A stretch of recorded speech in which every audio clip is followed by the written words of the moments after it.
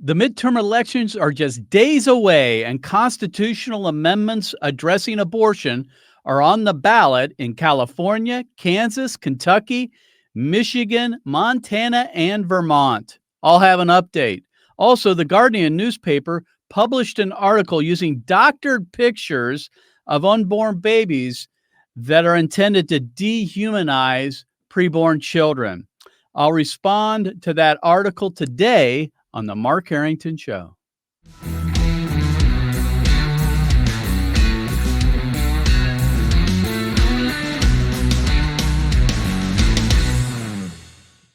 Activist Radio, the Mark Harrington Show is brought to you by Created Equal, and you can donate to our ministry by going to createdequal.org.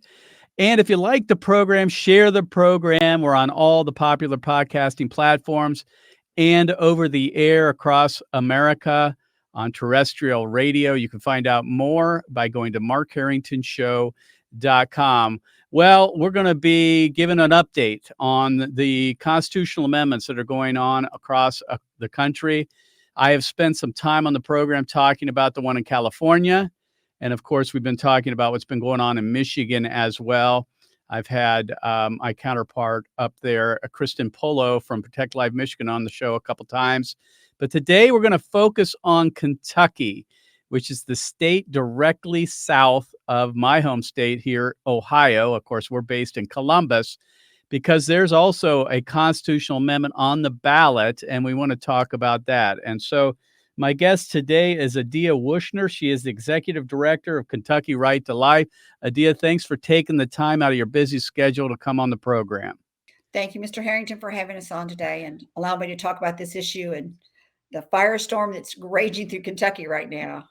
Well, I bet it is. And a lot of us were watching closely what happened in Kansas.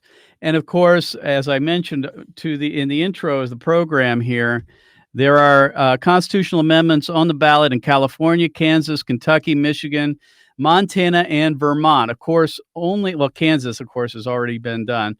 But Kentucky and I assume Montana are pro-life amendments.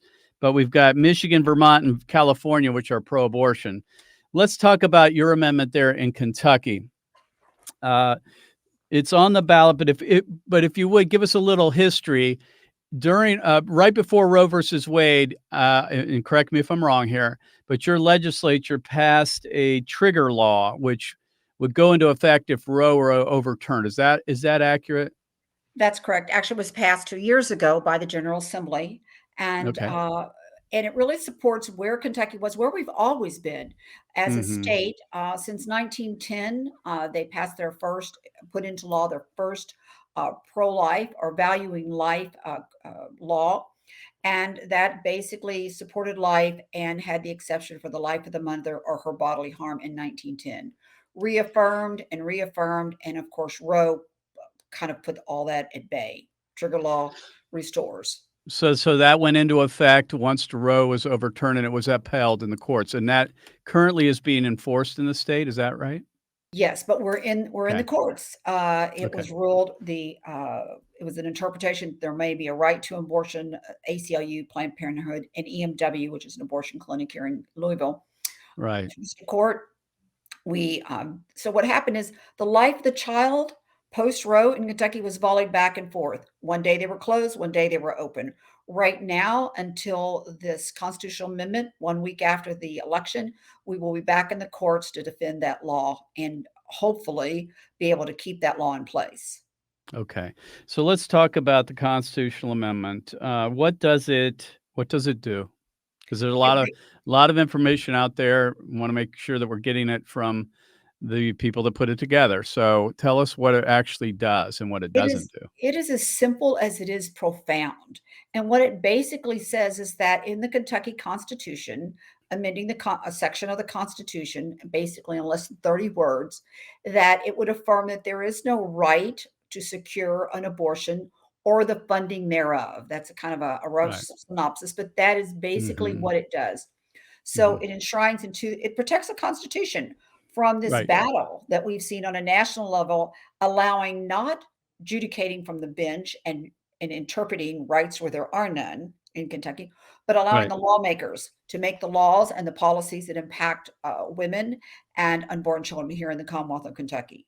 Yeah, and what I like about it is it's just simple language. Let me read it to you. It says this: "To protect human life, nothing in this Constitution shall be construed to secure or protect a right to abortion or require the funding of abortion." I don't think you can get any simpler than that. I don't think there should be any confusion to the voters. They can't claim that it's confusing. It's simply stated, and what you're trying to do there is prevent another Roe v. Wade of Kentucky, basically. We're going to trying to clarify what your Constitution says, right? Exactly. But there is a lot, for whatever reason, the opposition has a lot of money coming in from other states, Massachusetts, California, New York, former Of mayor of New course. York, Bloomberg. And with Mm, that money, they can buy confusion. They can not only confuse their side, but they are also confusing our side because they're able to advertise at a rate that is unbelievable, mhm. confusing good women on what the constitutional amendment says and what it isn't, mostly saying that we're banning all abortions. And that is simply not true. Right, right. Well, that's how they try to do it. Just muddy the waters enough so people will defer to a no vote, right? Because Yeah. they don't have to prove people say, vote vote no just because it's hard to understand. If you would, Mr. Producer, go ahead and cue up. This is the video, one of your campaign videos that's currently playing on television in Kentucky. Go ahead and play that clip. Radical, out of state activists want to spend your tax dollars on late term abortions, even up to the moment of birth. This November, you can stop them by voting yes on Amendment Number 2, which stops taxpayer funded late term abortions. Vote yes on Amendment Number 2 to stop your tax dollars from being spent on late term abortions. Yes on Number 2, the reasonable, common sense vote. This message paid for by Yes for Life. I love the yes on two. It's just simple.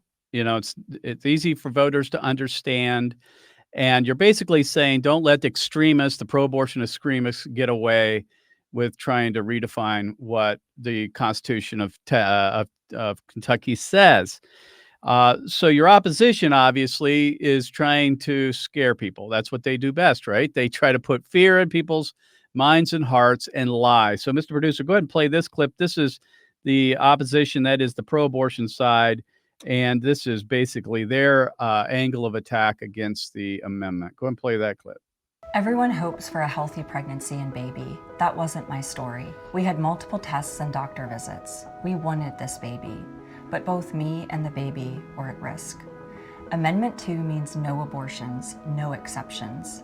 Kentucky politicians don't understand their mandate will put women's lives in danger. It's an impossible decision. I can't imagine a politician making it for me. Amendment 2 goes too far. Please, for our family and yours, vote no.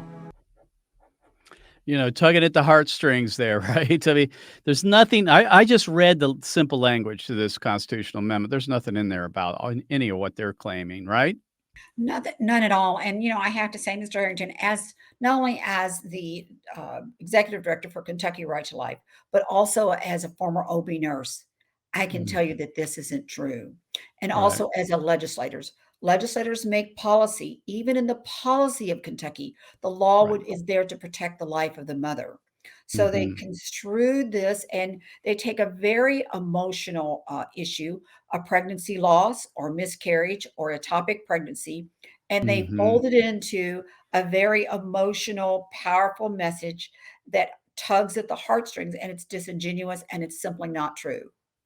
Exactly, and basically what this amendment to the Constitution would say, that it just says that the Constitution of Kentucky does not, confer the right to abortion. That's it, and it allows it up to the people through their legislature to decide what to do. Is that correct? Yes, the very people that they trust to be their voice in a representative Exactly. form of government in Frankfurt, which would be our capital. As I Mhm. said, I'm a former legislator and have worked on some of the dismemberment abortion. We still Mhm. I passed that in 2018 when I was in the House. We were still in the courts on the federal side fighting that issue, a very brutal form of abortion until Roe was overturned. But all of those issues will come back to play here in Kentucky as they try to invent a right to abortion in the Constitution. As it should be. I mean, pro-choice people should be for choice. If they should be for choice when it comes to the people deciding about what type of laws they want on abortion. They just don't want a vote. They don't want a vote. They want judges to decide, because if they put it up for a vote, they know they're going to lose, especially in a state like Kentucky. I'm talking to Addia Wuchner. She is the executive director for Kentucky Right to Life, leading this campaign in Kentucky, Yes for Life. And if you're interested in supporting her work and trying to get this constitutional amendment passed in Kentucky, we're running out of time, friends. November 8th's coming fast. We're only days away, really. And of course, early voting, I assume, is taking place in Kentucky. You can support this by going to yesforlifeky.com. That's yesforlifeky.com. So let's talk about where you think the campaign is. Give us an update on, I know this is asking you to peer into your crystal ball a little bit. Has there been any polling done on the amendment We that have you're aware actually of? put all the money, sir, into running the campaign. We knew we would be Gotcha. outspent. And when we talk about Yes for Life, actually, I am honored to chair what's called the Yes for Life Alliance. And it really is a partnership of the churches, of Kentucky Baptist, of the Catholic, of the Family Foundation, Sisters for Life, coming, and Kentucky Right to Life, and all of our chapters, and the people who value life in Kentucky formed this alliance, and everyone is working day and night. We have been in every community, whether it's on the political side. We've done rallies with pastors. Pastors are working through their churches. That's awesome. The bishops, the 4 bishops of Kentucky, have come on board, and the faithful are putting, and all our organizations, we're putting all we have into this campaign.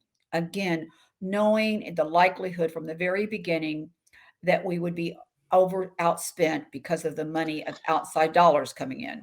Right, and that's often the case, of course, because they have blood money. They are able to raise money because they kill children, and they kill children, and that that raises money for them. The pro-abortion groups are always going to be well funded as long as abortion's legal, and And they're an industry. They're an right. It's industry. an industry. That's right. And they have one, mission. They may talk about their other missions in healthcare and women's Right. health, but they have a mission, and that mission is terminating the life of a child within the Mhm. womb of their mother. And I think over time, over 49 years of row, we've sort of sanitized abortion. So I always begin my Mm. first debate with them on what is abortion. Let's go back Yeah. to what we're really talking about. Right.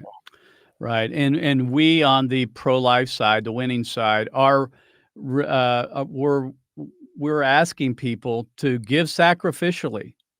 This is out of the goodness of our heart. So, friends, if you want to support the work of Kentucky Right to Life and the Yes for Life campaign, you can go to yesforlifeky.com and give. Addia, how can someone get involved if they want to be, say, a door-to-door person and go around, do the deployments, whatever you need volunteer-wise here in the last days of the campaign? Where can they get a hold of you? They can go to info@yesforlifeky.com. They can Okay. call our office at Kentucky Right to Life, and that number is 502-895-5959. That will immediately, actually, if we're not in the office, this is how critical it is. It bounces immediately to my cell phone. They will get Okay. me, and we'll link them up with, Family Foundation or one of our partners, depending on whatever we have going on here around the state. So, friends, if you want to support the work financially, go to yesforlifeky.com, or you can contact Kentucky Right to Life directly by going to their website. And if you want to volunteer to get out to vote and help people get to the polls or whatever it is, or go door to door, Kentucky Right to Life will be able to assist you. Dia, thanks for being on the program. We'll be praying for you and all of Kentucky here on this critical vote coming November 8th. God bless Thank you, you. Mr. Harrington, and God is sovereign. Thank you. Amen. He is. So, friends, I want to switch gears here a little bit and talk about this article that was in the Guardian magazine, this newspaper in Britain, which is a liberal rag. It's a leftist, pro-abortion, periodical that is published in Britain. And it made news here in the United States, especially in the anti-abortion movement, because The Guardian, like any other pro-abortion organization, wants to hide the truth about what abortion is.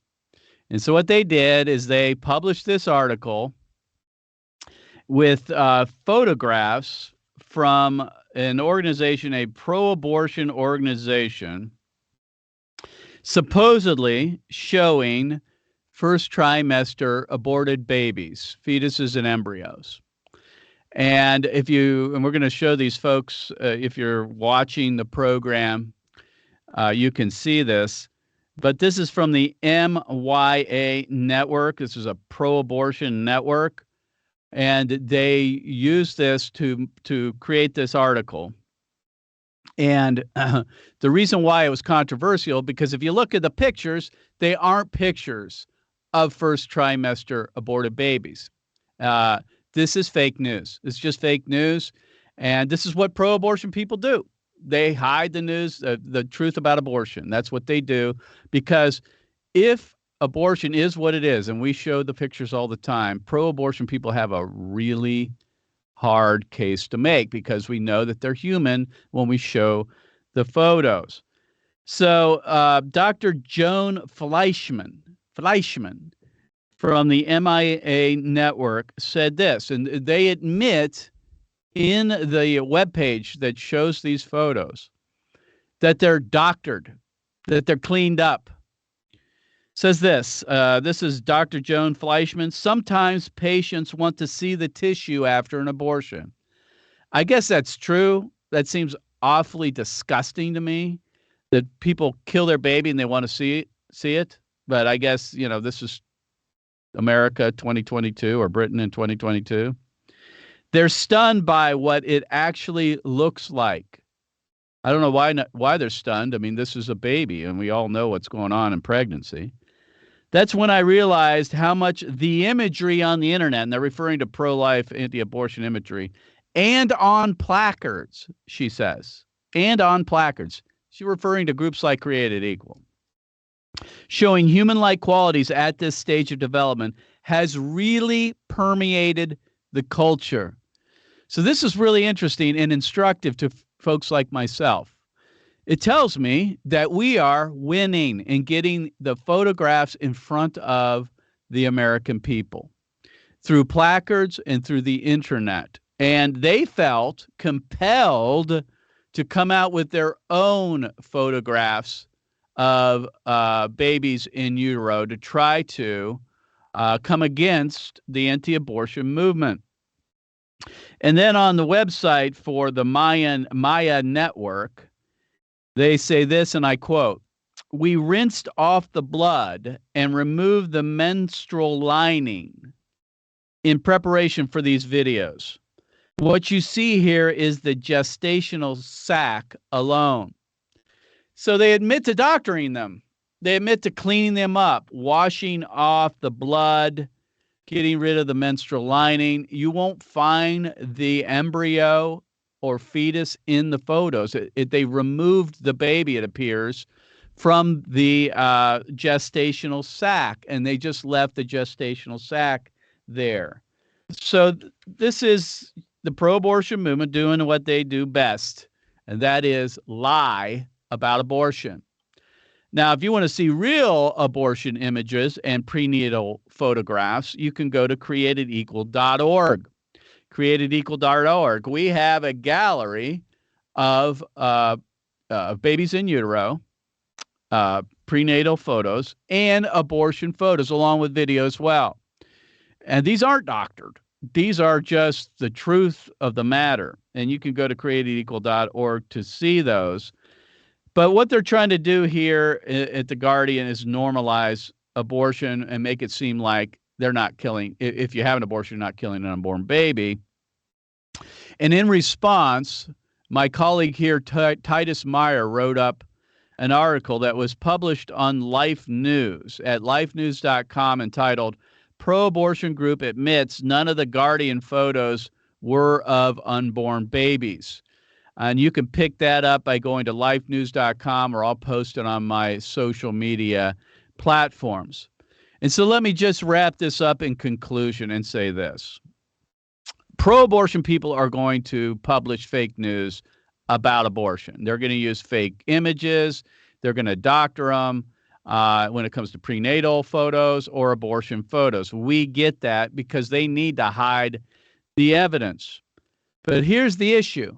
Pro-lifers do it too all the time. In fact, most pro-life groups, the vast majority of pro-life groups, refuse to publish abortion photos and refused to use abortion imagery and video in outreach. So we can say what we wish about the pro-abortion movement hiding abortion, but the truth of the matter is the pro-life movement's working just as hard to do the very same thing for different reasons, I submit to you.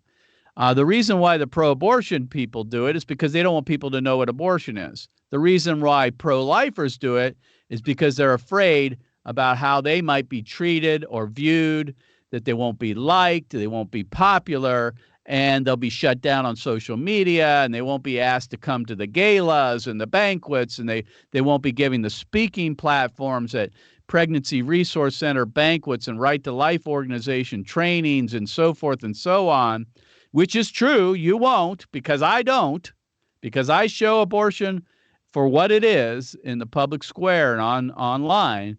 I rarely get invited to anything pro-life to speak. And that's because people like me are hated. If you expose injustice, you will be hated for what you're doing. You won't be liked. And we believe in the movement, unfortunately, that you need to be liked in order to be effective. And that's just flat out wrong. Social reformers have always been hated. That's always been the case. What we need to make sure is, do people hate the injustice? If they hate me and they hate the injustice, that's a trade-off I'm willing to take, for sure. And debating abortion without using visuals is like trying to fix a car, like a mechanic who tries to fix an automobile without using wrenches. Now, what I mean by that is visuals, whether they're prenatal visuals, abortion visuals, whether they're pictures or video, are indispensable in the debate over abortion. They are our best evidence. And if we don't use them, it's like a car repair person, a mechanic, not using a wrench to fix a car. It is our best piece of evidence. And if we don't use it, we're relying on our own rhetorical abilities. And I can tell you this, I'm a good debater on abortion, but I'm not good enough to overcome or compensate for what a picture can communicate at a glance. We are not going to win the argument and debate over abortion by words alone, friends. We're not. We can't. We've got to show what abortion is, the unvarnished truth of abortion. That means using victim images, prenatal images in the public square, and as much as possible on social media. We can't be part of the cover-up. And most of the pro-life movement is covering up abortion because they want to be liked. They think they need to be liked to be effective. They don't want to jeopardize their platforms, their opportunities to speak and be known. And it's become more about them and not about abortion. We can't expect to outlaw abortion or outlaw anything like abortion if the people that we're trying to change their minds on don't know what it is. It makes sense. And still to this day, Americans don't know what abortion looks like. And it's because pro-life activists are unwilling to show it. So our movement needs to begin to use victim images more and more. And thankfully, they are. Protect Life Michigan, Survivors of the Abortion Holocaust, Defend Life. We've got a group out in California called Protect Life. We've got others around the country and around the world that are beginning to use abortion victim photography and video in the public square, and we're making an impact there. And if you don't believe me, I mean, this individual, Dr. Joan Fleischman, says that because of the imagery on the internet and placards, it's all over the place, and so we're making some impact there. So I want to exhort you, friends, get some of our resources. You can go to our store at createdequal.org, or you can go to markharringtonshow.com, and you can order our drop cards, our pamphlets, our postcards, our signs themselves, which are 3x4 placards, if you will. And you can begin to expose abortion yourself just by using these resources. So, friends, thanks for tuning in to Activist Radio, the Mark Harrington Show. We'll see you next time. God bless you. God bless America. And remember, America, to bless God.